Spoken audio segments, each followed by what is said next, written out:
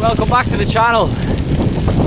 I'm back on the Barrow Blue Way, doing the same route I did previously on one of my first episodes. It's 140k, long stretches on the Barrow Blue Way and the Grand Canal, one of the canals, Leash, Offaly and Kildare. I'm doing a long section through a bog and wind farm in Kildare and back through Glenbarrow in Leash beside the Slieve Looms. The difference today though is I'm going to be putting some efforts in on some Strava segments along the way. The first one being in Kildare, which is going to be about 15 minutes. So looking forward to that. And then there's a couple of punchy VO2 max efforts at the end in Glenbarrow that are really going to hurt. I've also made some changes to my bike, which I'm going to talk about along the way, and I'll show you. Oh, and one more thing, I've got a new chest mount, a new mount for the camera. Oh, it's a little bit sketch coming through these. The ones on closer to Vickerstown are a little bit more blind coming into them. You really do have to slow down. Now, the only slight concern I have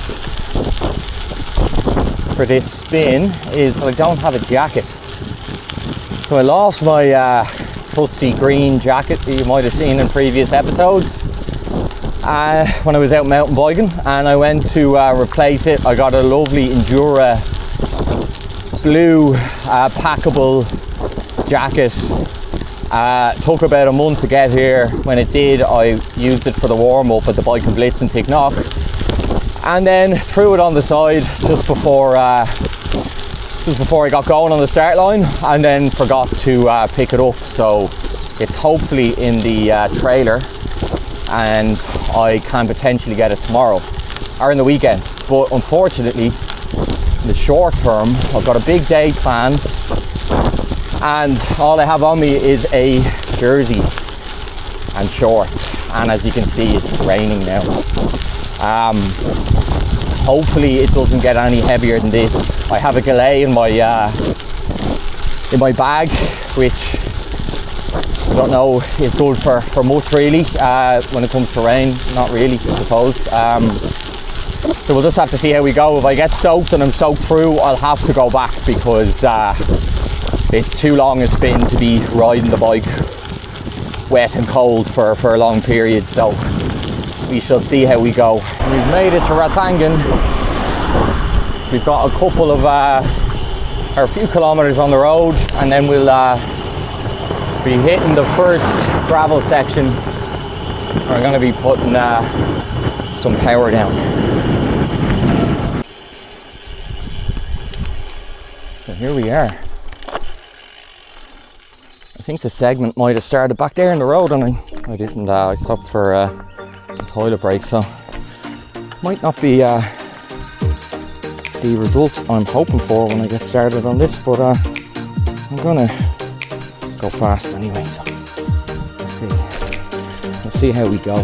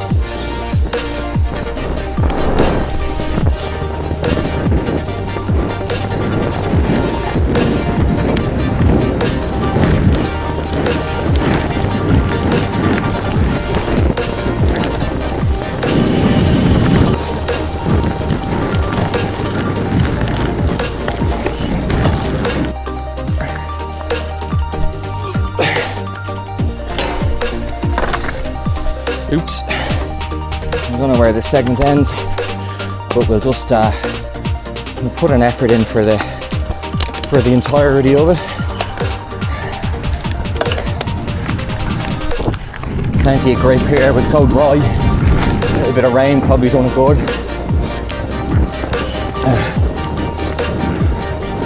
The best lines are really hard to tell. There's so many of them. The potholes keep on changing position.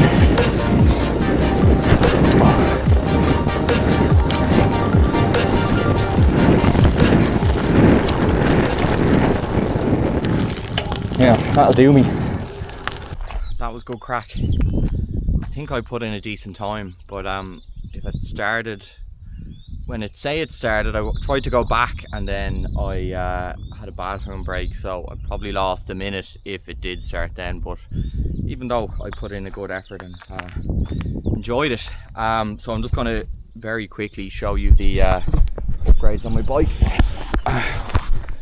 So I made some changes. First one being I got new tyres. So I got the fastest, widest tyres I could get onto the bike. The Schwalbe G1 RS. So they're the fastest rolling tyres you can get in a 40. There is the Schwalbe G1 RS Evo, which are faster again, but I'm sure there's not much of a difference in it, and these are excellent. They're brilliant at everything. Off-road, on the road. Really fast rolling, really compliant, and really yeah, comfortable. I think they look well on the bike too. Running them at 32 on the back and 30 on the front, so Jesus, I just got a fright there, because that one, as you can see, it's going backwards, but the back tyre, both tyres are the same, and you put them on opposite direction, or opposite, yeah, rotation, so that's all good. And then the second thing is I've converted to a 1x at long last, so I'm absolutely delighted with that. That's the biggest thing, even bigger than the tyres probably, because I was having a terrible time with the 2x. Every few weeks I'm not mechanically minded, and I just find that there's awful lot that can go wrong. So this is what I wanted. The crank actually broke, so the chain rings were bending and I couldn't fix it, so it kind of forced my hand. I did have this Rival 1 crank set in the shed that I was going to use for cyclocross, never did. So using that along with 1142 cassette and a GRX derailleur, I was able to convert it to a 1x. I didn't do it, the bike shop did, but yeah, it's completely transformed the bike. It's so much simpler. I just have 11 gears now, and it's all I need. It's a 38 floating chainring, so I will spin out on occasion, which really doesn't bother me.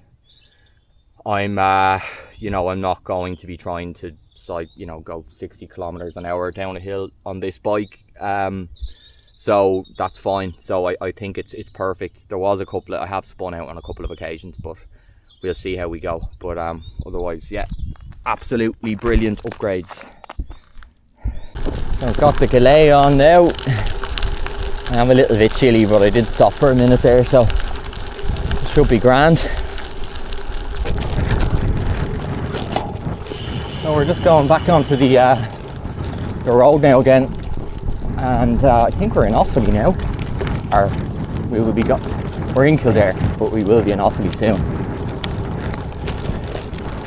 And I've got a long stretch on the canal, which was a little bit boring at the end, to be honest, but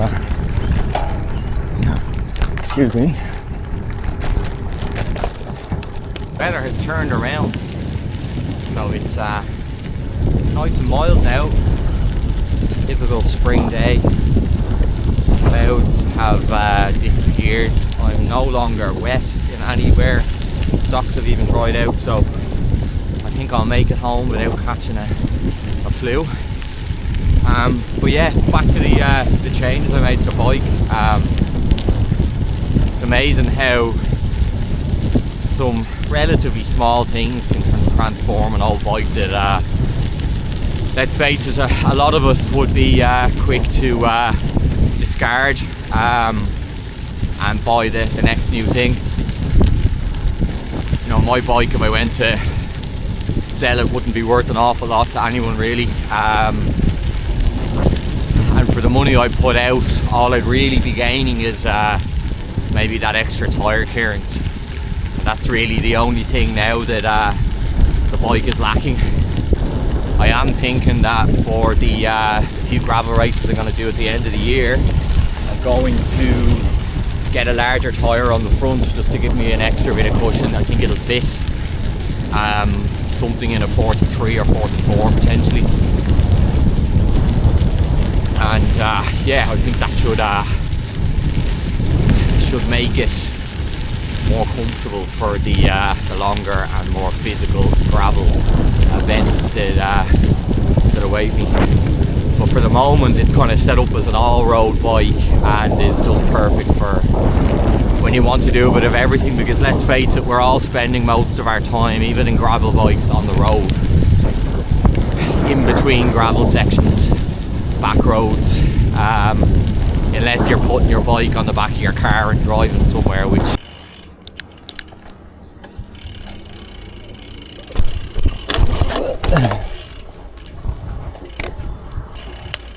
oh, I won't be riding that.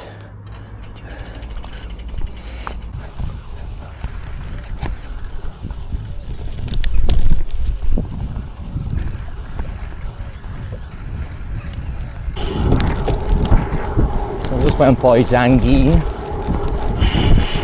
My apologies if the pronunciation is way off. I think I'm on the opposite side to what I was last year, or last time. Just reached Tullamore, and the thoughts of doing some VO2 efforts now in about an hour's time are not very appealing. So I've made it out of Tullamore and I'm out onto the oh, wait on a second, I'm just going to only thing with this mount is it's a bit of a fussle around to get the bag back on. I just got some dark chocolate out of my bag. It's absolutely gorgeous. 4 and a bit hours into a spin, and I'm coming through here now for the first time, and it's very nice. It's not going to be too long, I don't think. It's just a few kilometers and it'll bring me out onto the road, and then it'll be a long climb then up to Clonaslee. This is dreamy. Looks like there's some nice little single track bits in here as well. For the first few months living in Laois, every time I went out on my bike I kept on getting lost and going down rabbit holes in the middle of forests. I've never seen so many quality forests in such a short, a small area. On a bike like this, it's just very tempting just to follow a trail. And I'm gonna stay on this this main forest path until I come out onto the main road. Now back out onto the main road, or the mountain road. This is nice. It doesn't really feel like a road anyway. So we've reached Clonaslee and we're heading for the Slieve Blooms. Going off segment again. I'm hoping this will leave me in a similar direction than what I was planning to go.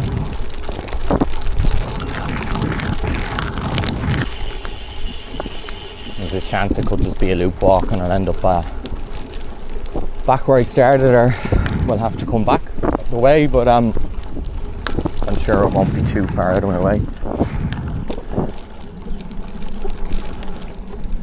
So I think I'm headed in the right direction. I had to jump over, not jump over, I had to carry my bike over about 4 or 5 fences. But my Garmin seems to have picked up a trail. So hopefully it'll be a smooth transition to where I need to go, because I am pretty tired, to be honest, and still a good bit of climbing to do. Look too soon. There's just a series of these fences, one after another. That must be the 6th or 7th now I've had to throw the bike over. But it does beat the road, I suppose.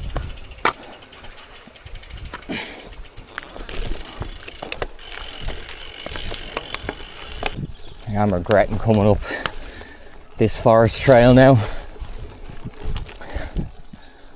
I was already a little bit tired and I'm just making it more difficult for myself.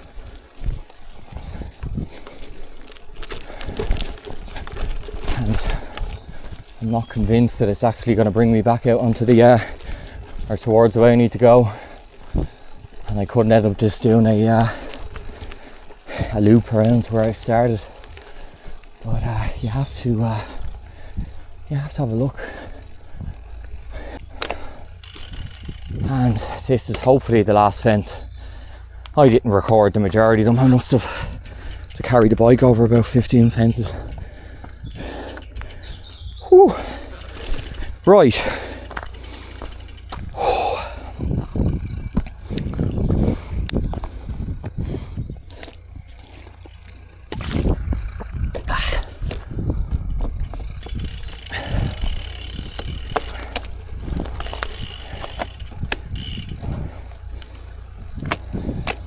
Expected. I completely wasted my time, but I'm gonna just waste a little bit more time since I'm here. So it's basically just saying to go down the mountain road, but I think I can go back a similar way through this forest. There's a lake here that I've seen signs for a few times, so it'd be worth taking a look at. Glendalough Loch or Lake, I think it is. I don't mind going off track when it's down. I'm gonna have to go down anyway, so this is more fun.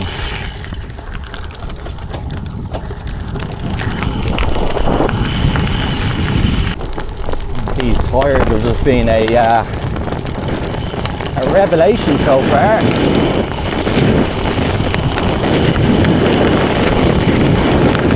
So smooth everywhere.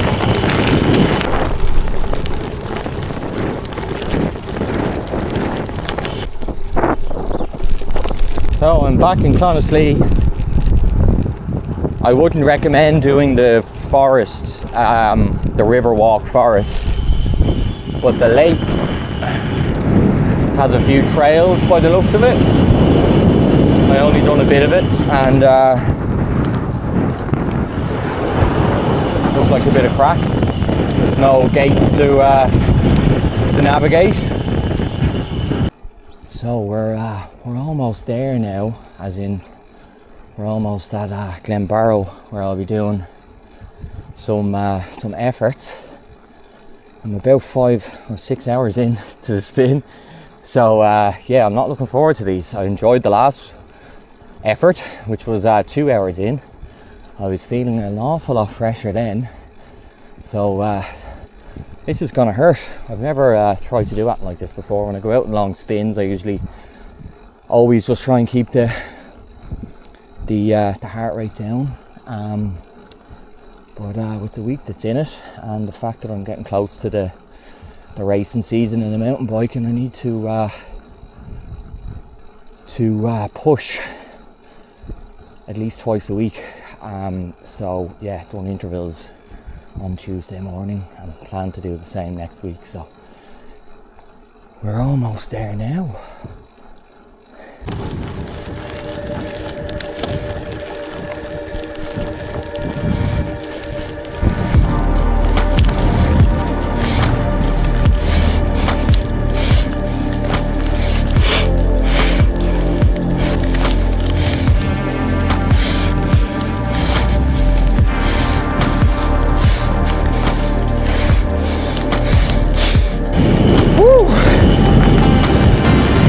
So, it's only 11 seconds off the KOM.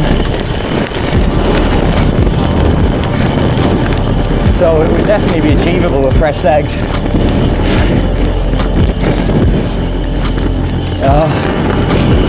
It is only a short segment though, so 11 seconds is relatively a relatively long amount of time, considering it's only near around the 2-minute mark. So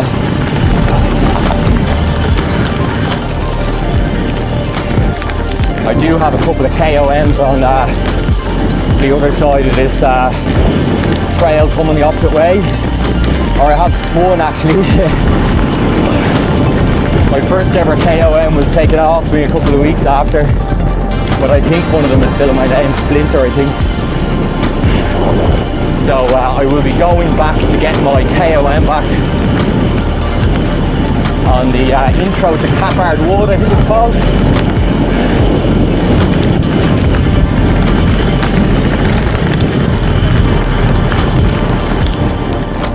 Woo. I think I've about 7 seconds to make up on that one. It's in and around the 5-minute mark from what I remember. I think it's doable, but it will be difficult.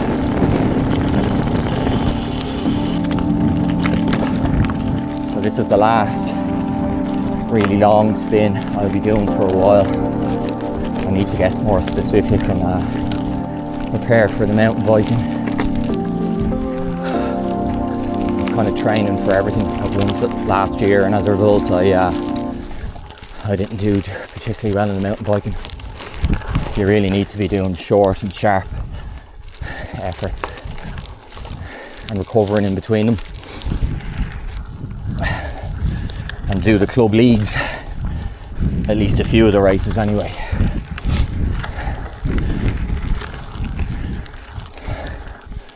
But the mountain bike is in the shop today and having a whole day off, the weather being good, relatively good that is. I kind of said I'd get one last big one in.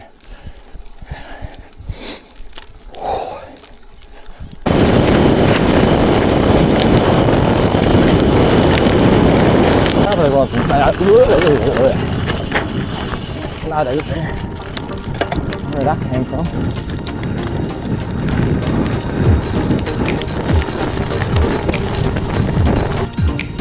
Going this way. It's more crack. Do another 5 minutes of 5 minutes of intensity.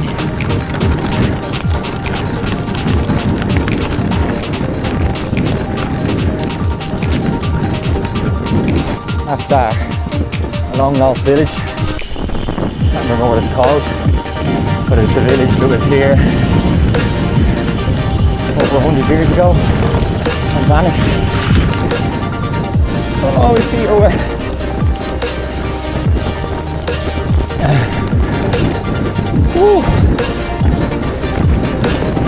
Where I'm getting all this energy.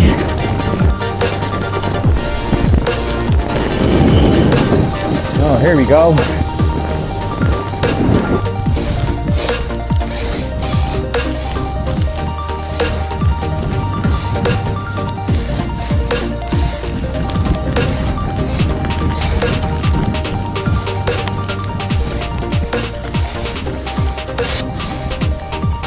Woo!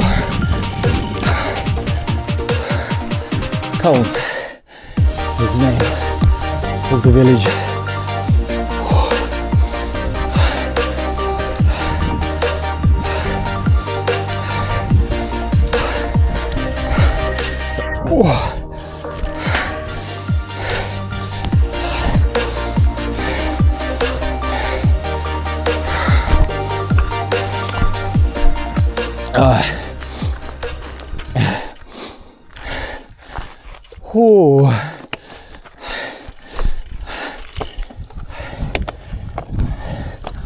More signs telling me not to be here.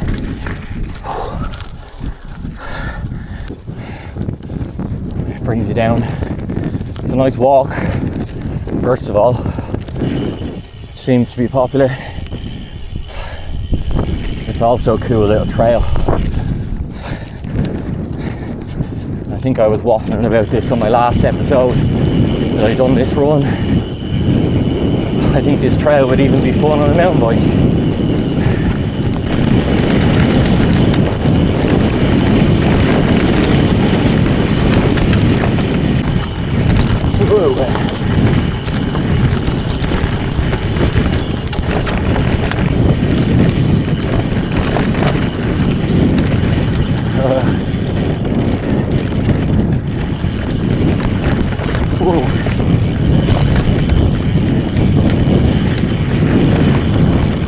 Same tyres I was gliding across the road on earlier.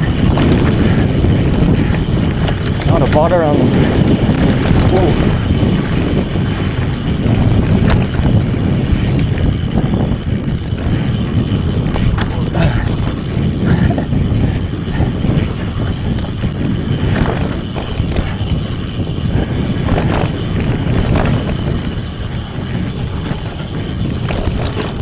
Whoa.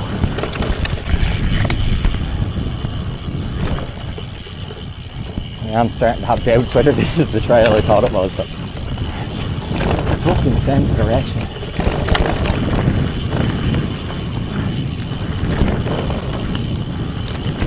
Whoa. Whoa. Jesus.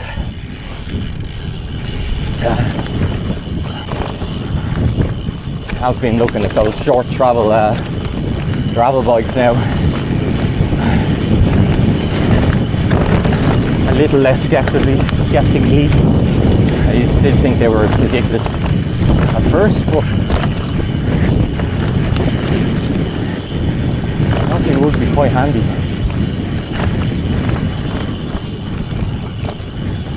Surely this will lead to the road now.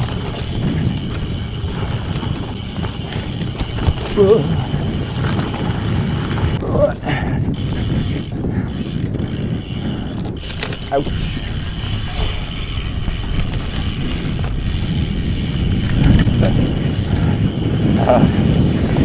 Class.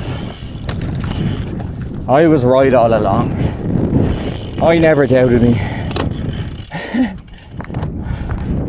Now, that was class. So tempting to let it rip on these small roads, but there's absolutely no space to hide if a car flies around the corner.